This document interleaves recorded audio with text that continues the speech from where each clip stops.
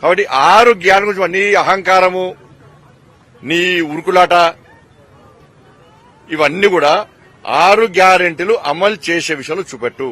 100 రోజుల లోపట దాదాపు 80 రోజులు అయిపోయింది. ఇదంతా ఈ గంభీరత్వము ఇదంతా కూడా 6 గ్యారెంటీలు అమలు చేసే విషయాలు చూపెట్టు. అలా చెప్తున్నా.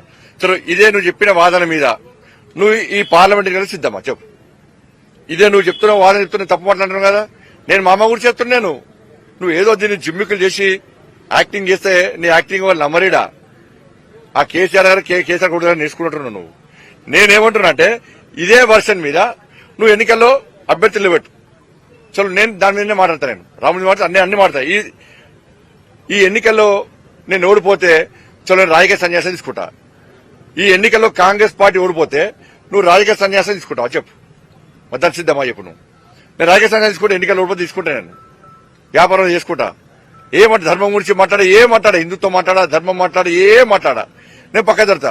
నువ్వు పక్క జరుగుతా రాజకీయ సన్యాసం తీసుకుంటావు చెప్పాలి. నేను మాట్లాడిన తప్పు నువ్వు భావిస్తే ఏదో చిత్రీకరించి నువ్వు క్రియేట్ చేసి దాన్ని నమ్మించే ప్రయత్నం చేస్తే నువ్వు దానికి కట్టుబడి ఉంటే నువ్వు పార్లమెంటు పోటీ చేసే అభ్యర్థి ఎన్నికలు ఓడిపోతే నువ్వు రాజకీయ సన్యాసం తీసుకుంటావా చెప్పు. నేను సిద్ధం దానికి. నువ్వు తీసుకుంటావా? నువ్వు 3వ ప్లేస్ ఎందుకు పోయినావు? పార్లమెంట్ ఎన్నికల్లా కరీంనగర్ ఎన్నికల్లో 3వ ప్లేస్ ఎందుకు పోయినావు? ఈడికి ఎందుకు వచ్చినావు చెప్పరాదు మరి. ఇంకా మాట్లాడితే నీ జోలికి రాలే నేను.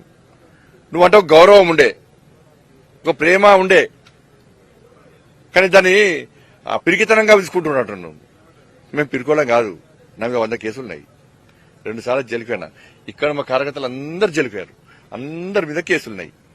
మీరు బీఆర్ఎస్ పార్టీ లెక్కనే ఇట్లా అహంకారంతో వ్యవహరిస్తా అంటే ప్రజలు అప్పుడు ఎట్లా తిరగబడతారో త్వరలో తిరగబడతారు. అతి త్వరలో అతి తక్కువ సమయంలో వ్యతిరేకత ఉన్నటువంటి పార్టీ కాంగ్రెస్ పార్టీ. ఉస్నాబాద్ ప్రశాంతంగా ఉన్నది.